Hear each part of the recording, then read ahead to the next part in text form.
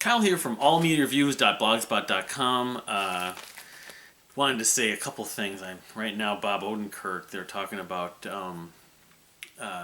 Better Call Saul being filmed, and he collapsed on the set. So best wishes to him, saying prayers, that kind of stuff, from Better Call Saul and Breaking Bad, of course, and a lot of other stuff, Mr. Show. Also, some other news items. New Dream Theater album got announced today. It's not a short title.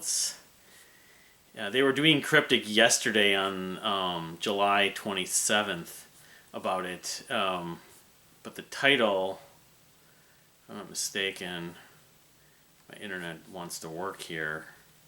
Let's see here. Yeah, A View from the Top of the World. So I'm not, some people are obsessed with it. It's coming out on October 22nd. The cover just looks a lot like Dramatic Current Events from a color standpoint, but the title track is the last track. It's 7 songs. I'll definitely listen. Distance Over Time wasn't a bad record, but anyway. So, but the center of this, one or two other things. I also discovered this band called Azure from someone on the Dream Theater forums who I'm kind of liking. And then the Formal Horse, I got that coming in the mail. The new Formal Horse album that came out a little over a week ago, it was like less than a week ago, called Meat Mallet. So I'm going to make a video. I'm also supposed to get their first record on CD, their first album. I'll do a video on a Formal Horse because I've been listening to them a lot lately. And Azure maybe at some point as well. So it's like 2021. Eldrin, Formal Horse, and Azure, those are the biggest discoveries, like Dirt Poor Robins a couple of years ago, big bands I've discovered. But this video is going to be about the Receiving End of Sirens, the band that Casey Crescenzo was in effect before and during the formation of the Deer Hunter. So they only have 2 albums. Here's my collection. They have their debut album, Between the Heart and the Synapse, and The Earth Sings Me From Me. This was 2005. This is 2007.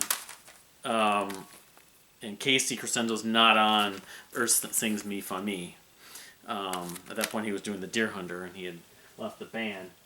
I've got both their records on vinyl. I have the first pressing of the Between the Heart and the Synapse, which I was thinking about because I noticed that they did re-release it with the CD cover art at a later time. I'd really like to get a copy with that, but it's a nice gatefold. I don't know, they were trying to do some sort of interpretive thing, but I'll tell my story in just a few minutes. I'm just showing that this record is a favorite of mine, though. I've listened to this frequently. Originally recorded, it came out in April of 2005, I think. I was pulling up their Wikipedia page just to make sure I have that. And they toured a lot for it. They're from Boston. Well, but Casey's not from Boston, but Belchertown, which might be like a suburb of Boston. But let's see here. Because I know that the 15th anniversary was last year. I posted something about that. Release date April 25th, 2005, and then Earth Sings Me If I May came out in 2007. That was the summer, I think, of August 7th. So, but yeah, this version's like 180 gram. Musically, though, if you've never listened to the Receiving End of Sirens, TREOS, as they're also known as, you're lucky enough to be the best fans in the world. They really have passionate fans. I mean, there was definitely points where the Deer Hunter, the fan base were still more rabid for them over the Deer Hunter. Now, I don't know if that's still the case, but anyway, so the deal was with Receiving End of Sirens. They were a band that I literally... Is there like a download code in here? I think there might be. Oh, maybe not. I literally just read about in Alternative Press, the 2006 issue, I think it was. It was after this album had come out, but they were featured in that 100 Bands You Need to Know issue. and they compared them to the Mars Volta, and there's a couple other bands they compared them to. It wasn't Thrice, but I mean, so their music is progressive rock of a sort, but it's also post-hardcore, as they say. There's definitely a post-hardcore punk element, especially in the vocal style, the screaming, gang vocal yelling per se. But this record, Between the Heart and the Synapse, is like has everything in the kitchen sink. Here's my CDs. The thing is, I discovered them around. Was it around the same time? I guess it would have been before the Deer Hunter then. Yeah, it would have been. It would have been at least, because I think it was the summer of 2006 I was checking them out. After having that issue, I was reading through it. I'd never heard of them, but this is a concept album. I mean, there's a lot of just like wonderful harmonic elements, the dynamics, the sort of vocal effects, vocal harmonies, a lot of great gang vocal harmonies.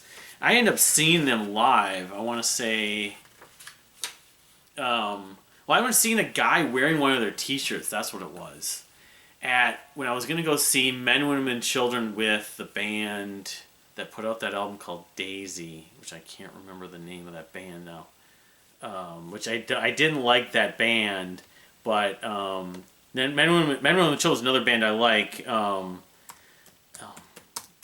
can't remember the name of the band that's bugging me. Brand new, yeah.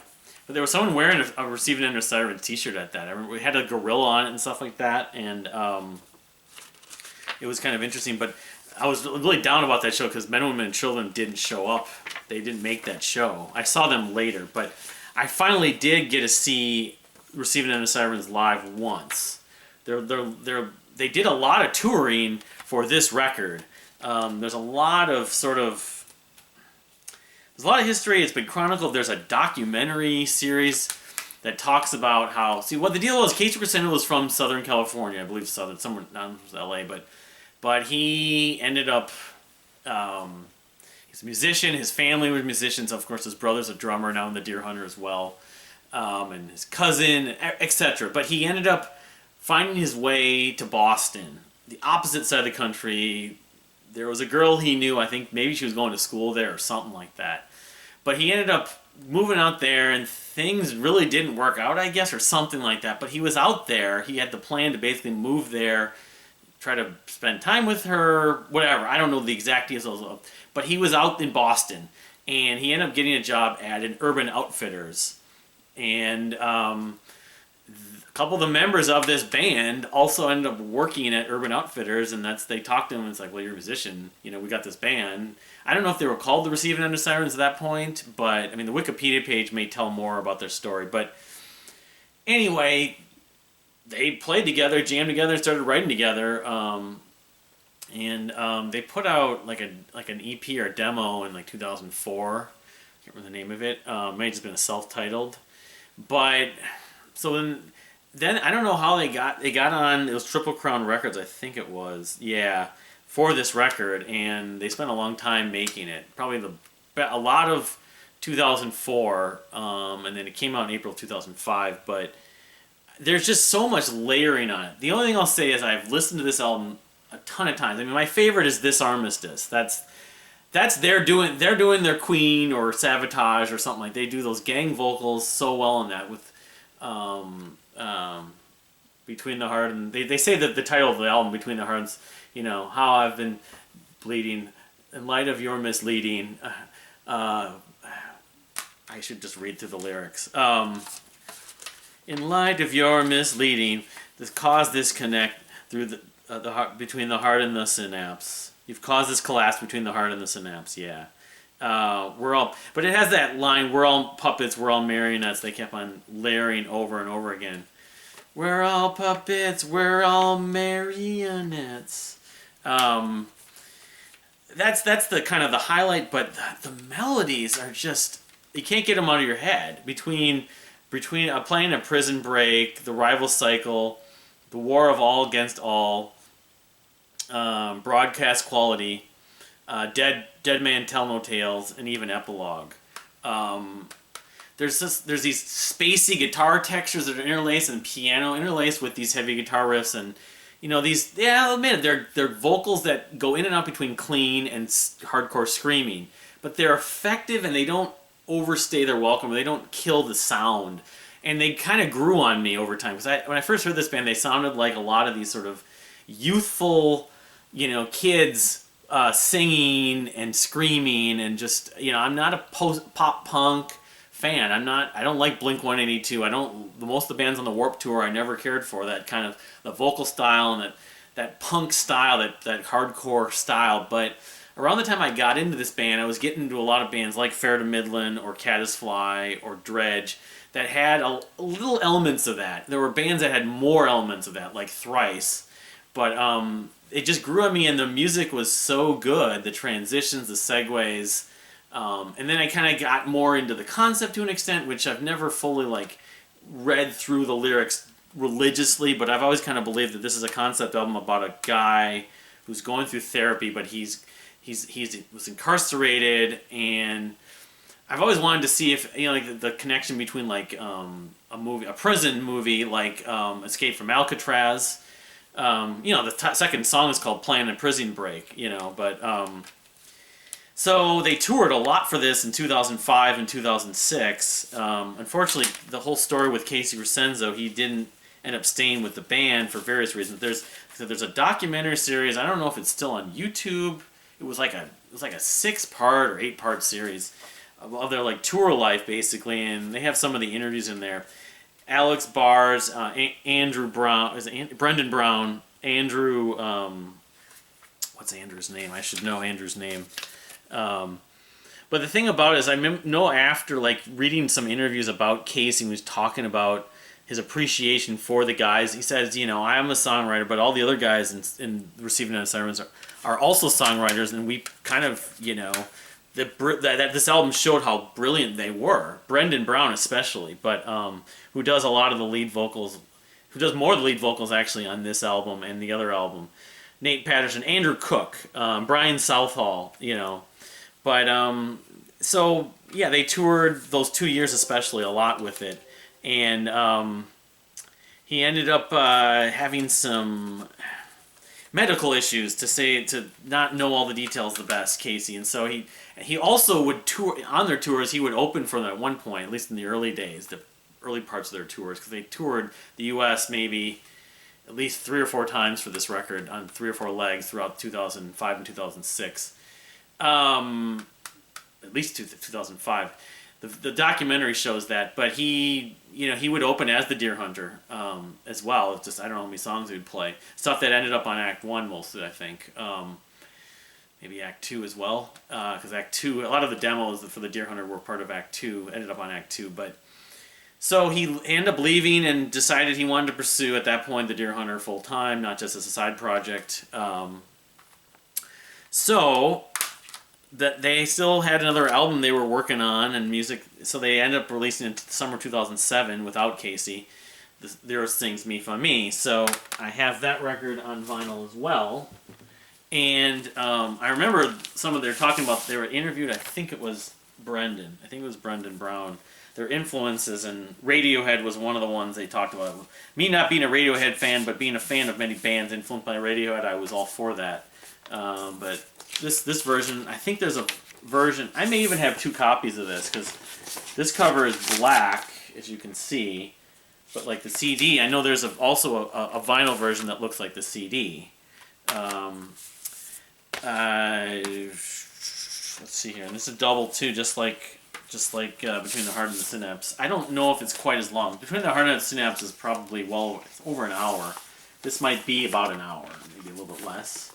But there's definitely a sort of a fidelity, sonically a maturity with this record compared to Between the Heart and the Synapse.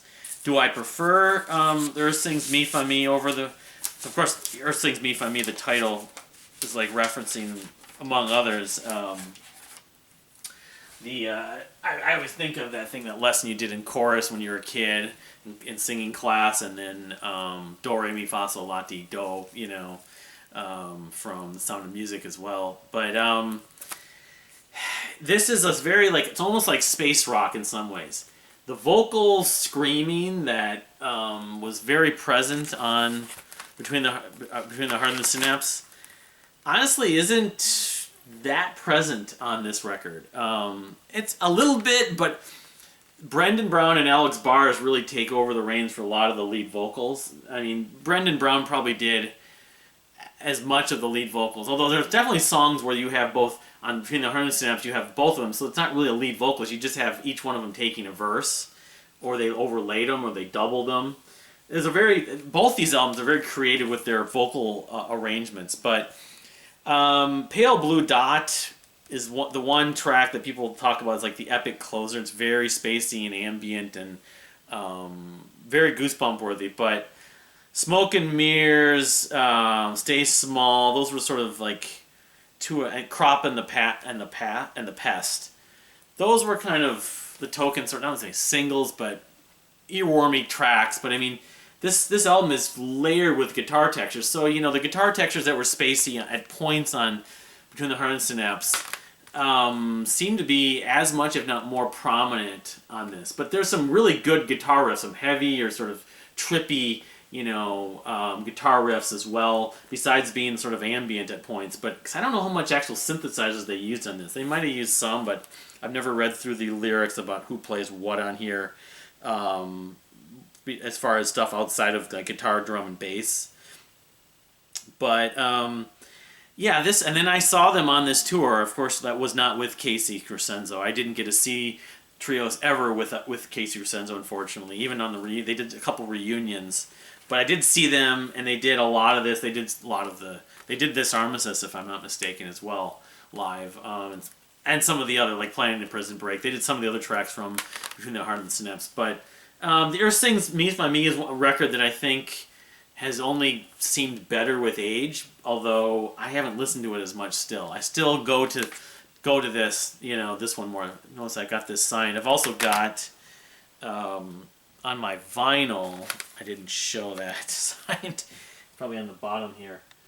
I have the sheet from the vinyl signed by Casey, if I'm not mistaken, but it's under here. Well, maybe not. But yeah, I guess, you know, as a whole, this is still a very good record from 2007, a great year for albums. It was in my top 10 records that year, top 12. Yeah, I mean, there's just a lot of great trippy moments. Saturnness, you know, the guitar textures.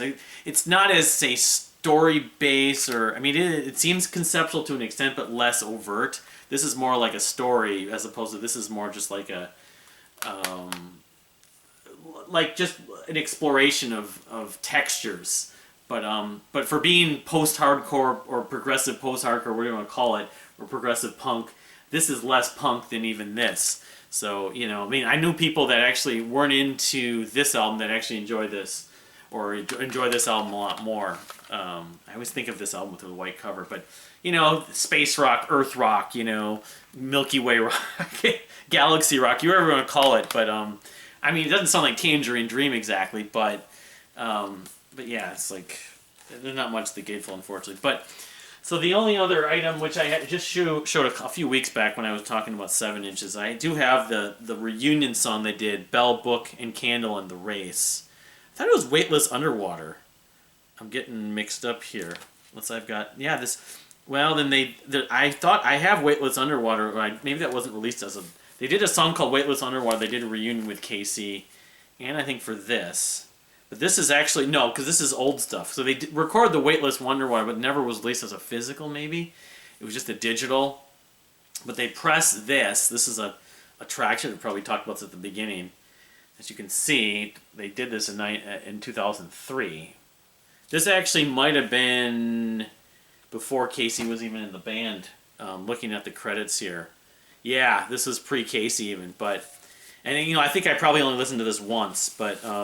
yeah, that's right. I forgot. I was thinking Weightless Underwater I got, but I have to look it up, but it may have just been a digital only. And I remember liking Weightless Underwater.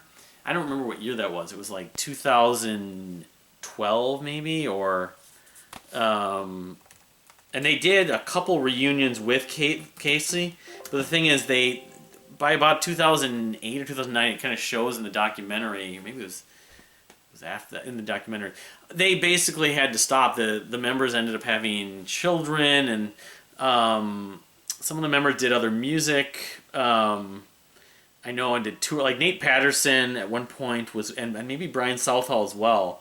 Both were part of the Deer Hunters touring band. I don't know if they ever played on the albums, but it's not even listed on the Wikipedia page. But anyway, so that's kind of as much details as I can think of about my experience with the Receiving End of Sirens.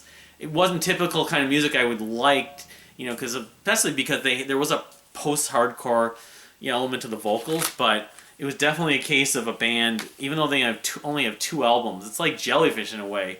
They're 2 great records that keep giving back and offering more to go back and to listen to them. That's from 2005 and 2007, but I think in 20 or 30 years you'll still be listening, especially this record. There's people that absolutely adore this record. They think it's as good, if not better, than anything the Deer Hunter ever did, which...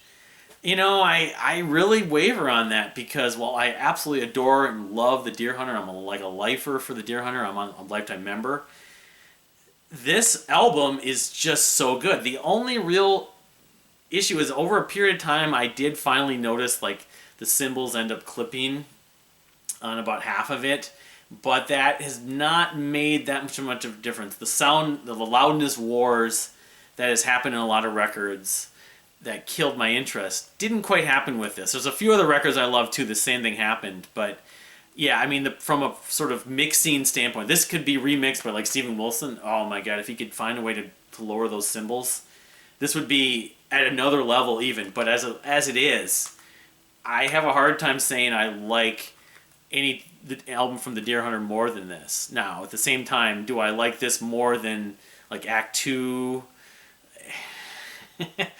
It's or even the Color Spectrum. I don't know. It's like 1A, 1B, and 1C really, and the guys were just genius, Casey included.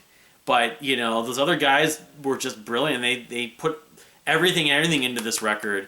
And I think I don't know whether this record itself would have sounded dramatically different without Casey. It definitely would have sounded different. But I did have some of the members sign it. I forgot to open that up and show it. That show that was at the Triple Rock I saw with them was a big deal. Music of the Spheres. It's too bad, but they were young guys in their whatever late teens, early 20s, early mid 20s or whatever, and they ended up deciding that the music industry, the way they were doing it, wasn't going to work. They did develop a pretty big following in the Boston area, especially, but around the country. And people are citing them as influences frequently. But, you have children and you got to pay your bills and, who knows how much money you're getting from this stuff. And the touring musician life isn't necessarily for everyone. Casey's done it and he's managed to do that and have a family too, thankfully. I wish they would come back and do another reunion, do like one album or a couple songs again. A lot of people would just die if that would happen because the passion for this band is amazing. And I think it was a lot of people like me where they got into them sort of not at the very beginning but toward the middle and then after the fact, after they ended up stopping. But so they did like 2 reunions, like 2010 and 2012. I think Casey showed up at like both those shows. But so I mean I'm really happy that whatever happened with Casey and the band didn't seem to be it's water under the bridge now, and that if they could, they probably would work again together. I don't know. I don't know if like Brendan Brown and Alex Bars and Casey talk a lot or whatever, but I know that when they did those reunions, obviously they were on good terms, and they did release The Weightless Underwater. It's just he's so busy with a lot of stuff beside the Deer Hunter and other stuff that he hasn't, now honorary astronaut, he hasn't had like, there hasn't been like a lot of interest or like any information that would suggest that they would be working together at some point. But people ask frequently, like, in Q&As and stuff like that, it's like, any chance you'd ever work with them again, and people ask, I know the guys from TREOS, people would ask the same questions, like, are you guys ever going to get back together again? Not that they're kids. Once their kids are maybe in high school or college, maybe in the 2020, 2030s maybe, we'll finally have a TREOS reunion. Like the Jellyfish. What's the better odds? We'll get these guys back together or get Jellyfish back together? I kind of would lean toward TREOS at this point, or Apes and Androids for that matter. But anyway, what's your take on the Receiving End of Sirens? If you've never heard them, check them out. You know, don't be afraid of the screaming vocals. It could pay off if you can get past them. Or just check out Earth Stings Me From Me, because the screaming is very little to none on this. But thank you for watching. We'll see you next time.